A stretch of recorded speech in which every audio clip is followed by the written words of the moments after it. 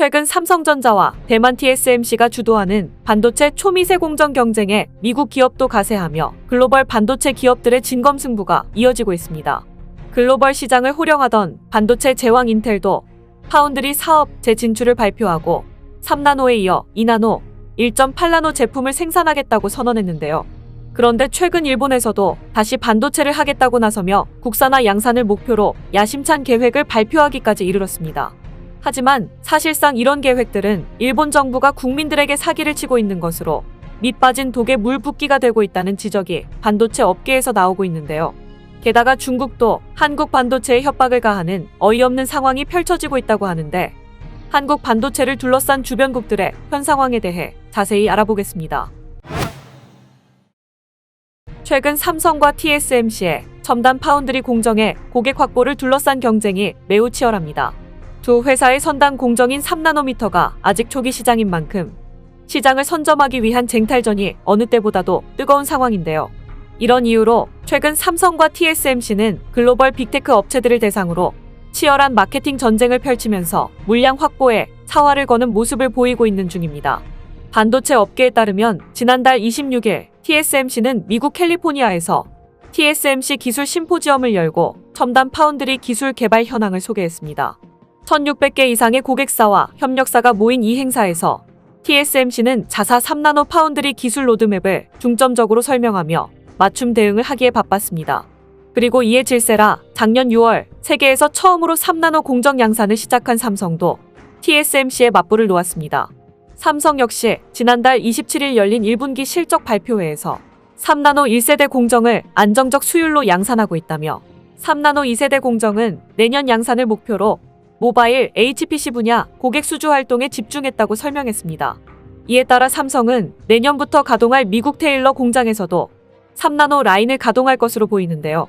이렇듯 삼성과 TSMC가 3나노 양산에 사활을 걸고 글로벌 반도체 고객사 확보에 집중하고 있는 건 반도체 경쟁력이 GDP를 끌어올릴 만큼 엄청난 영향력을 끼치고 있기 때문입니다. 실제로 대만이 18년 만에 한국의 1인당 GDP를 뛰어넘은 결정적인 배경에도 파운드리 기업 TSMC의 상승세가 1등 공신이 됐던 것으로 분석됐습니다. 그런데 이에 맞서 삼성도 2나노 개발의 속도를 올리며 초격차 선점에 나서고 있는 상황이라 두 회사의 나노 진검 승부가 본격적으로 더 치열해질 것으로 보이는데요. 실제로 삼성은 최근 파운드리 사업부에서 3나노 프로모션을 하고 있다면서 고객사가 이를 평가 중이고 시험용 칩을 만드는 곳도 있다고 분위기를 전했습니다. 그리고 최근 유럽에서도 삼성과 TSMC가 주도하고 있는 반도체 전쟁에 동참하며 자립화에 부랴부랴 나섰는데요. 실제로 앞서 2일 유럽연합은 독일 인피니언이 드레스덴에 조성하는 스마트 파워 팹 공장 기공식에서 2026년부터 반도체 생산에 돌입한다는 계획을 밝히며 유럽 자체 공급망을 강화하겠다는 뜻을 드러냈습니다. 여기에 더해 일본 역시 반도체 산업 부활을 향해 강한 의욕을 드러내며 욕심을 꺾지 않고 있는데요. 그런데 특히나 일본 반도체의 상황은 매우 심각한데 일본 정부가 밑빠진 독에 물 붓기식으로 묻지마 투자를 멈추지 않고 있기 때문입니다. 산케이 신문에 따르면 지난달 25일 일본 정부가 반도체 국산화를 목표로 설립한 라피더스에 2조 6천억 원을 추가 지원하기로 결정했다는 소식이 전해졌습니다.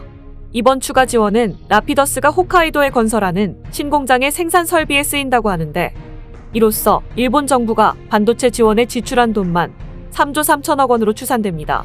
일본의 반도체 부활을 위해 토요타와 소니, 소프트뱅크 등 일본 기업 8개사가 힘을 합쳐 만든 연합체인 라피더스는 2025년까지 2나노 이하 제품의 국산화를 목표로 하고 있습니다.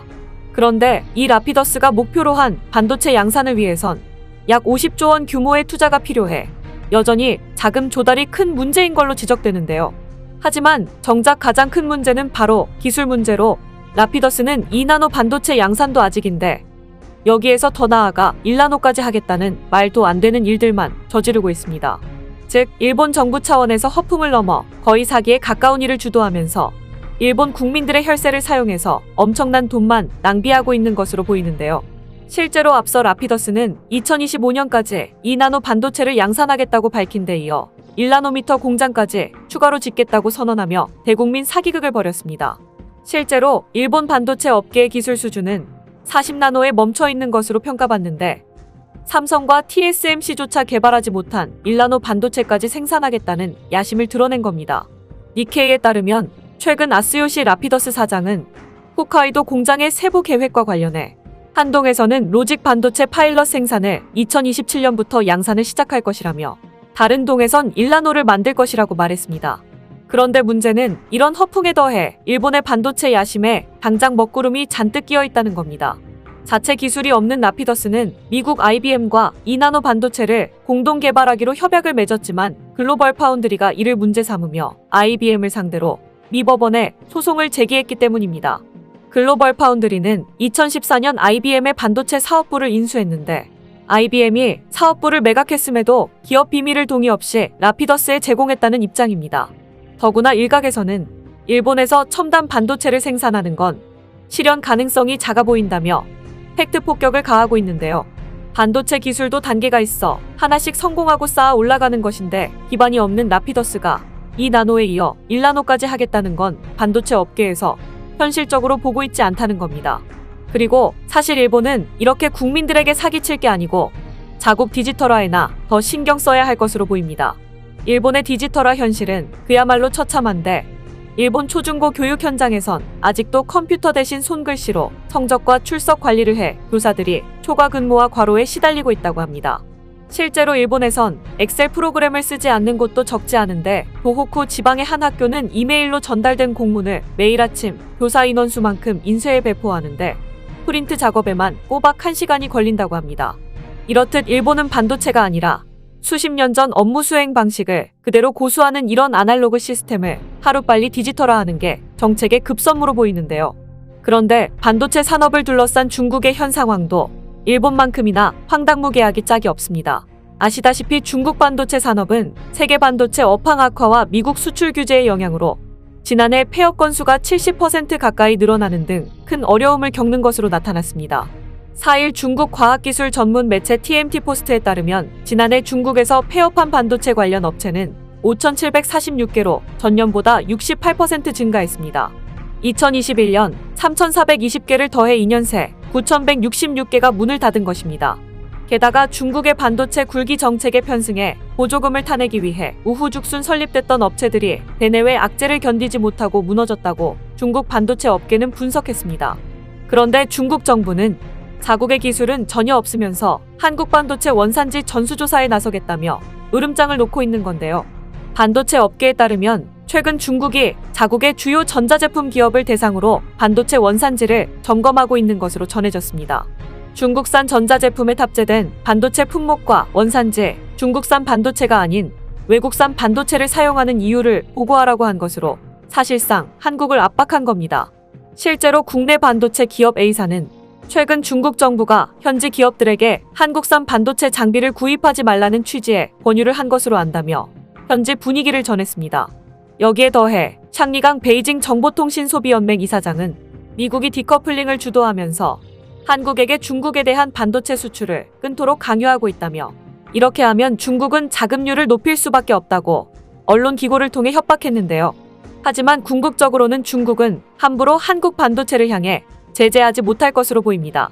실제로 중국은 미국의 반도체 제재가 극한으로 치닫자 야금야금 한국의 반도체 장비를 쌓아가고 있는 상황으로 한국에게 무역 보복을 해버리면 중국 자체 피해도 상당하기 때문입니다.